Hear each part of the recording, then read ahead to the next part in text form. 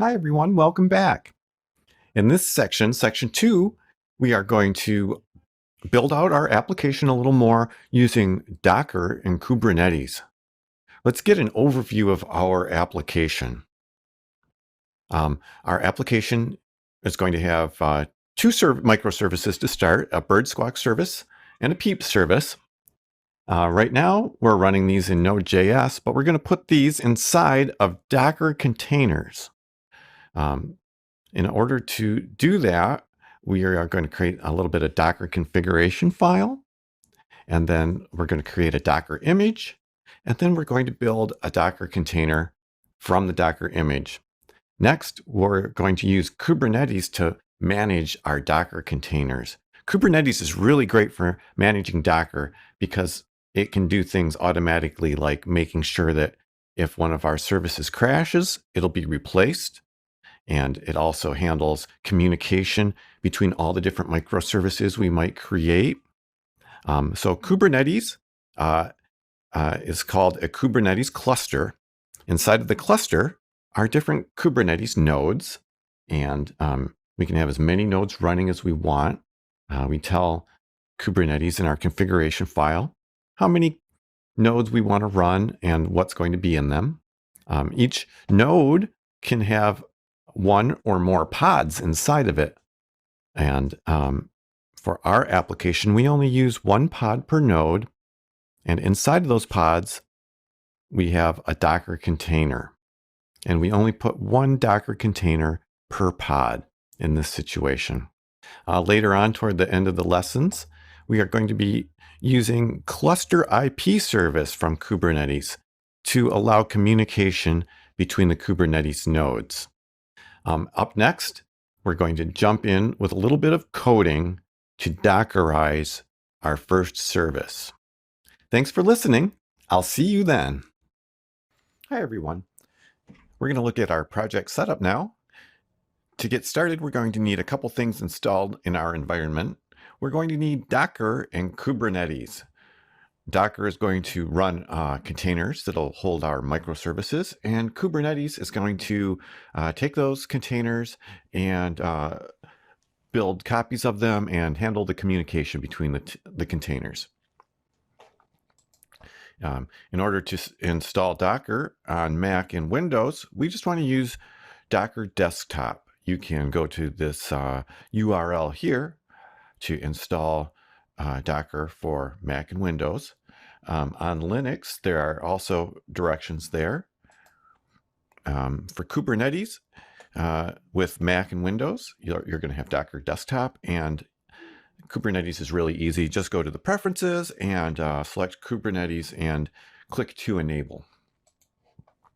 Kubernetes on Linux is more of a manual installation. You're going to need to install Minikube.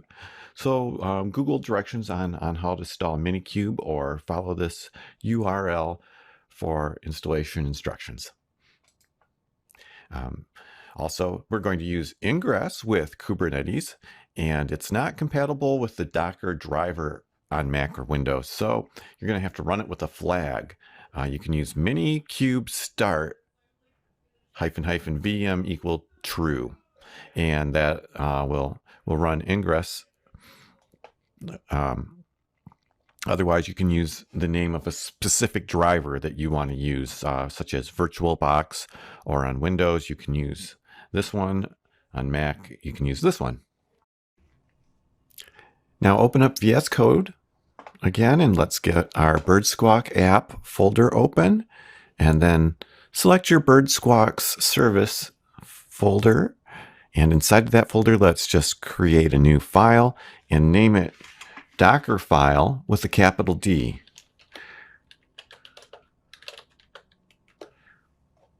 Inside of the Docker file, we're going to add all of our Docker configuration. Type from node alpine. Next, our work directory we'll create in app. Copy our package JSON into the root directory. And now we're going to run npm install in our Docker container. Next, we want to copy all of our files into the Docker container, into the root. And now we're going to run the command npm start in order to start our service. Next, let's create another file in the BirdSquawk service. And that file is going to be named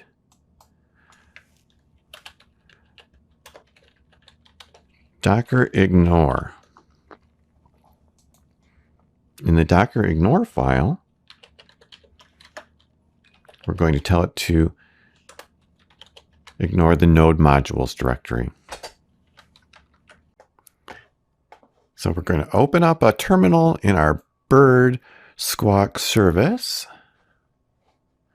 And in this terminal, we are going to run docker build dot.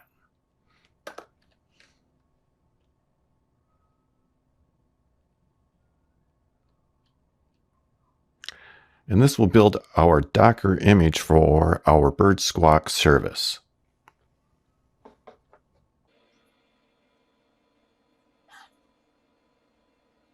When Docker build is done running, you're going to get an ID number right down here.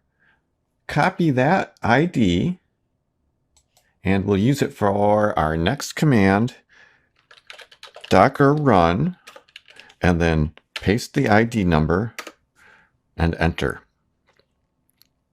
Now you can see we have success, and BirdSquawk service is listening on port 5000. All right, that wraps it up for this lesson. So far we have built and we've run a Docker container. So it starts with our Docker file where we've configured our Docker. Next, we created a Docker ignore so that we could ignore our node modules. Next, we built the Docker image. We got an ID number, and we used that ID number to run the Docker container. And the Docker container then held a version of our BirdSquawk service running inside the Docker container. Up next, we do some more to build our BirdSquawk service, and then we work on our Peeps service. I'll see you then. Hi, welcome back. In this lesson, we're going to build out our BirdSquawk service. Before we go any further, it's going to be handy for you to have a Docker ID. So go to this URL and create a Docker ID at Docker Hub.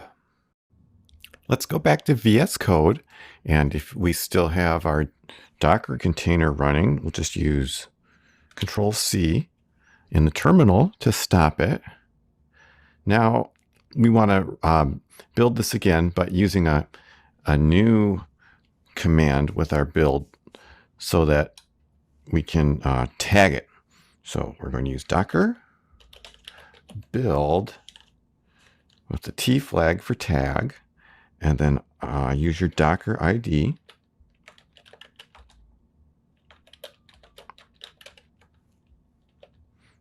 The name of the service, that'll be our tag.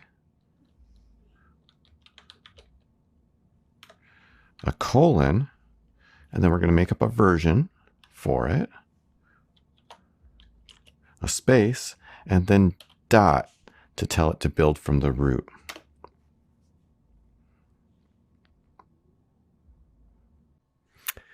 Now we're going to start using Kubernetes. So in our BirdSquawk root directory, we want to add a new folder. We will name it config. Inside of the config folder, create another folder. We'll name that K8s, which is short for Kubernetes. Inside of that, let's create a file, and we will name that BirdSquawk YAML.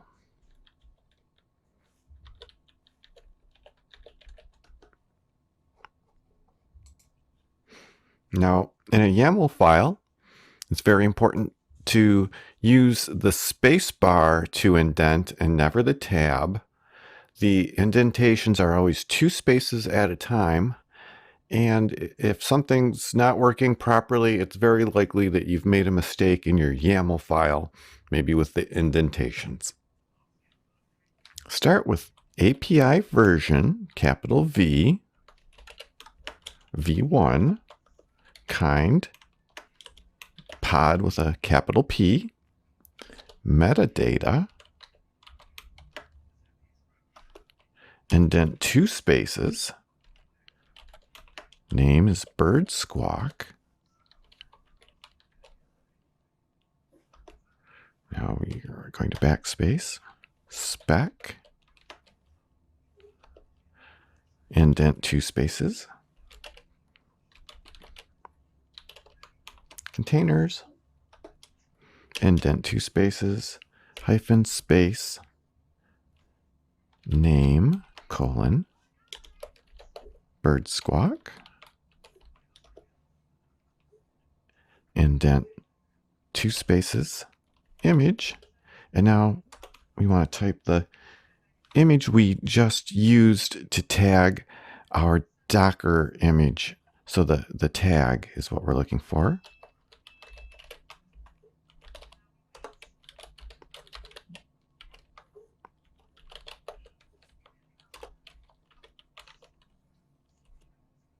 That's from the previous step.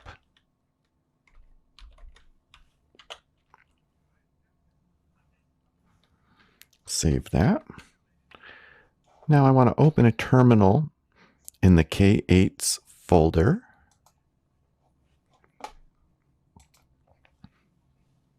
And I want to tell kubectl to use this configuration file. So we're going to apply -f BirdSquawk YAML. If you see an error here, that would mean that you probably made a mistake with your indentation, but it looks like we have success. So we're now running Kubernetes to build our Docker image. Here's a little bit about the Kubernetes cluster. So the cluster holds a collection of Kubernetes nodes. And for our app, we're going to use one Docker container per node and one service per container. Kubernetes is going to do the work of making sure that if one of the nodes crashes, it'll replace it with another node, and it'll also handle the communication between the nodes. So this is going to make it easy to make clones of our services when we go to scale. So that's it for this lesson. Up next, we're going to look at our Peeps service. Thanks a lot. I'll see you then. Hello, everyone. Welcome back. In this lesson, we're going to take the same approach that we took with Docker and Kubernetes on our BirdSquawk microservice, and we're going to apply it to our Peeps service. Let's look at our Kubernetes cluster. A Kubernetes cluster can have as many nodes as you want, and each node can have as many pods as you want inside of it. In our case, we're going to have one pod per node and one Docker container per pod. We'll have one Kubernetes node with a Docker container running the BirdSquawk service, and we'll have one Kubernetes node with a Docker container running our Peeps service.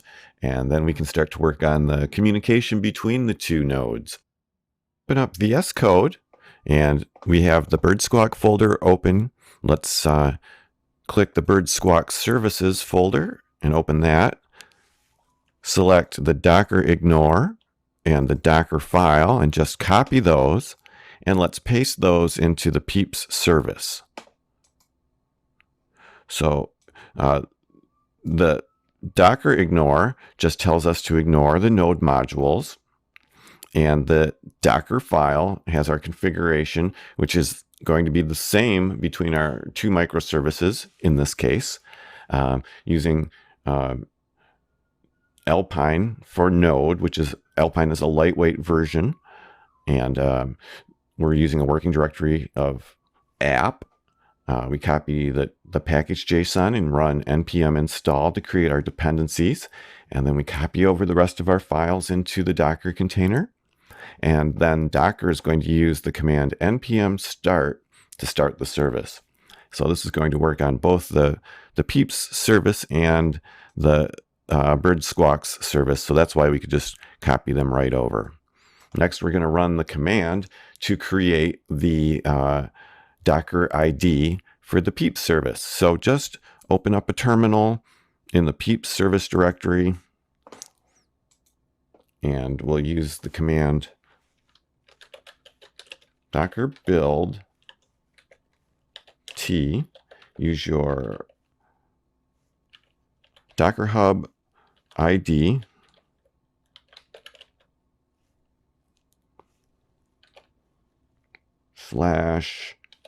Peeps service.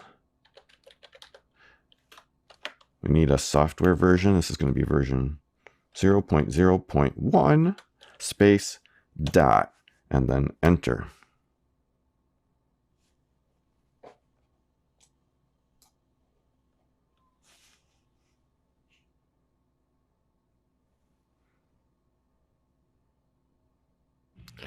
We just created a new Docker image for our Peeps service, and the Docker image is named with the tag that's right here. Now let's go to our configuration folder, go up to the root, and we're looking for config, and we're going to go into our K8s folder inside of that and create a new file. This one will be called Peeps Service. .yaml. Now let's look at our BirdSquawk here, and we'll just start by copying all of that, pasting it into our Peeps service. And we can just change a couple words here. This is going to be named Peeps Service. And again, we're going to name it Peeps Service.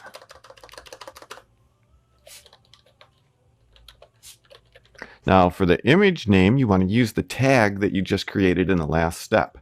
And in this case, I named it Peeps Service. Version 0.0.1. And this is my, my Docker ID right there. So you're going to use your Docker ID instead. All right, so that's what we need for our Kubernetes. Let's save that. Got our YAML saved. Now let's go to our K8s folder and open a terminal. In the terminal, we're going to tell kubectl apply -f peeps service .yaml. So telling Kubernetes to use this YAML. And we got the message that we were successful. Next, let's run the command kubectl get pods.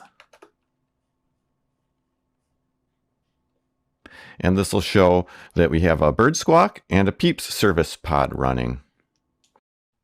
So we've started to move our microservices into Docker and Kubernetes, and we've got a couple pods running with our services now. So that's it for this lesson. In the next lesson, we're going to look at communicating between the pods. So thanks a lot. I'll see you then. Hello, everyone. Welcome back.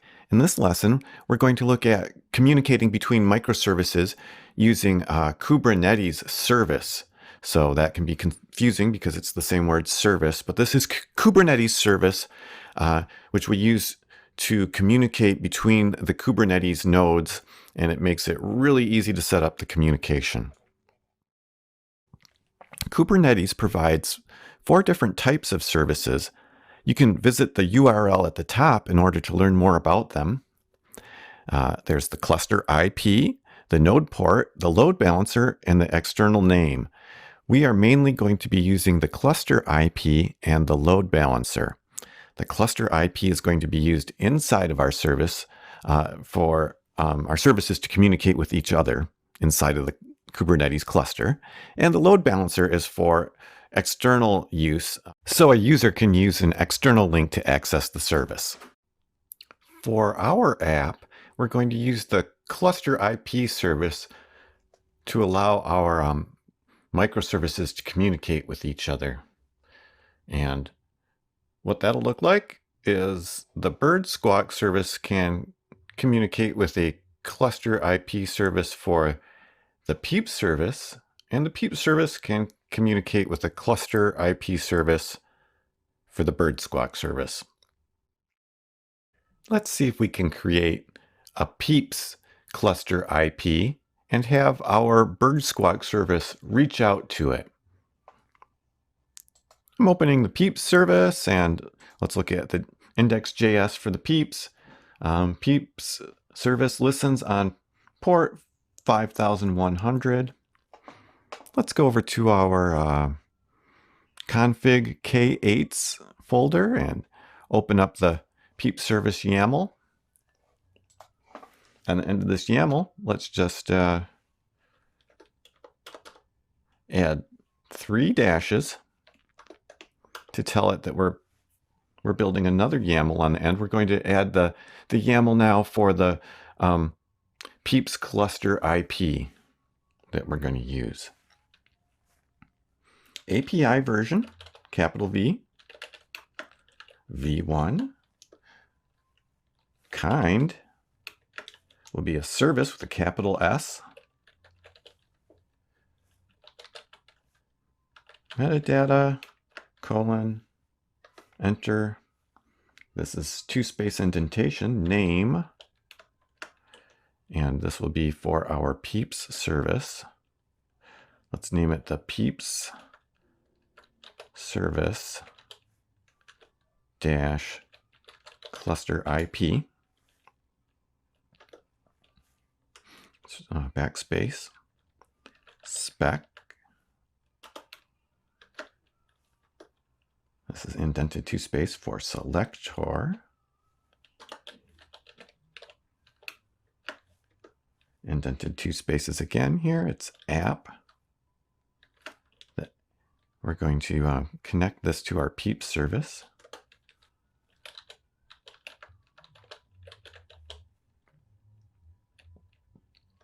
Okay. Now we can specify the type of service we want. Type cluster IP. But in this case, since cluster IP is the default type, we don't need to specify any type at all. Instead, we're going to go on to ports. And then hyphen space name Peeps service space protocol TCP port. We're going to use the same port that we used in the Peeps service. That's 5100. And the target port is also going to be 5100. We are almost always going to use the same port and target port.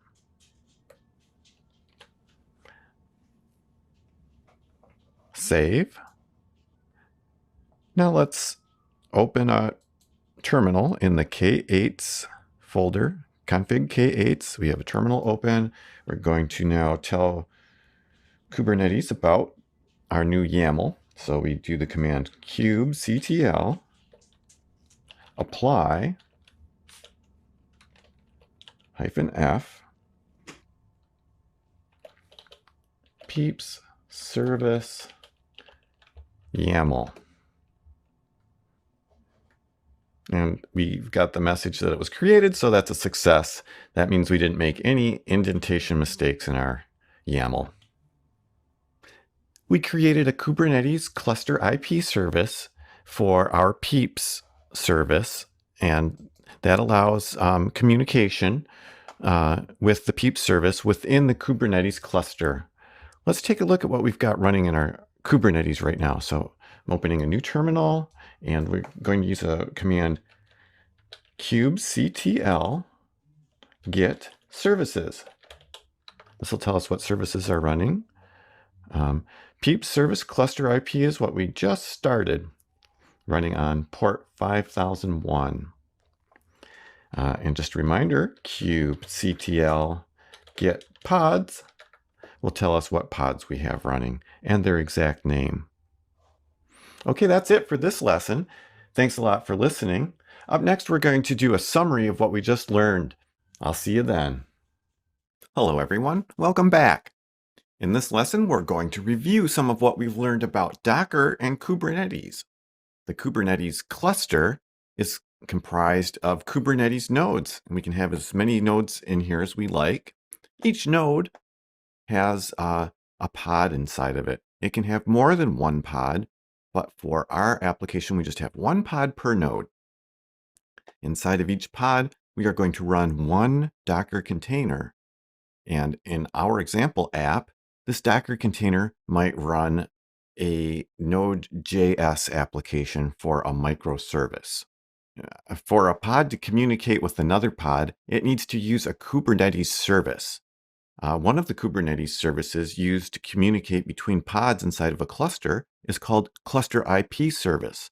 So when we create this Cluster IP Service, it's not a microservice, it's a Kubernetes service used especially just for communication.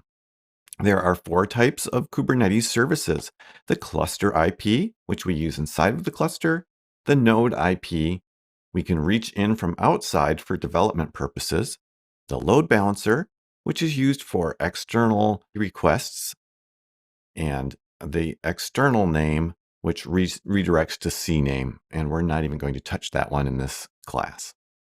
When we work with our Docker containers, we're mainly looking at the Docker file, which is a file that's just spelled with capital D and no extension, and that contains our configuration for our Docker container. We can specify what version of node it's going to use and file paths and so on. Docker ignore is just an ignore file that we can use to specify the things that we don't want included in our image. We build and run Docker images using the command line. Let's open a terminal in our Peeps service first. So Peeps service, I am going to use the command docker build -t, and the T stands for tag. Here I'm going to use my Docker Hub username. My name is Equational Applications, /, and here we give the image a name. I'm going to name this image Peep, space and dot, and the dot indicates that we're building from the root directory. Next, I press enter. Docker is building the image now from the code inside of our directory.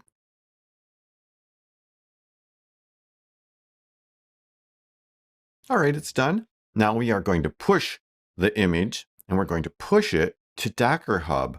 I'll use the command docker push, and then my username / and the Docker image name. My username is Equational Applications. You'll use your username, of course. Peep is the name of the image we just created. Now I can press enter. And it is now sending it to Docker Hub. Later on, we'll be able to use this image when we get more complicated with Kubernetes. Let's try doing one for the BirdSquawk now for practice. So I open another integrated terminal in the BirdSquawk service, and I'll use the command docker build -t, my Docker Hub username / the image name, space, and then a dot. This one we are going to call BirdSquawk, space and dot. The dot tells us it's the root directory.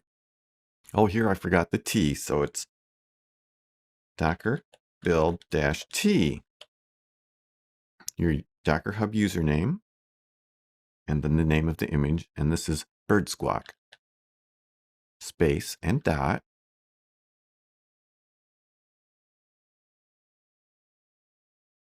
And now we can use Docker push Docker Hub username / image name.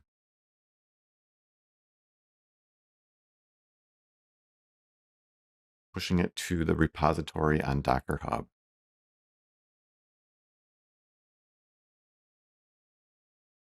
That's how to build and push a Docker image.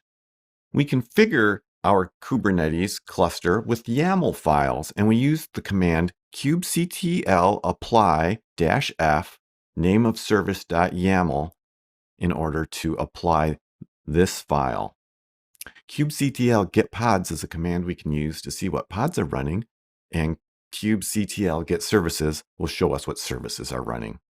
Okay, thanks a lot for listening. In the next lesson, we're going to recap what we've done so far with our app. See you then. Hi guys, let's take a look at what we've done so far with our app in this section. We're building with Node.js, Express, which is a framework inside of Node.js to make things a little bit easier for us. We're using Postman, which is an application we run to perform some of our testing on our REST API. We're using CORS, which gives us the correct headers for security purposes. We're using REST API, which is just the GET and POST methods that we were using in Postman earlier. Also, we're using JSON, which is JavaScript object notation. It's just a JavaScript object that we put our data into. And we're using Docker to provide a container that we can easily clone our Node application into, and then Kubernetes to manage our Docker containers. So that's sort of a wrap up of what we've got going on so far with our app. Up next, we've got a little quiz to test your knowledge, and then we're going to move on to section 3. In section 3, we're going to start working with MongoDB. Thank you for listening.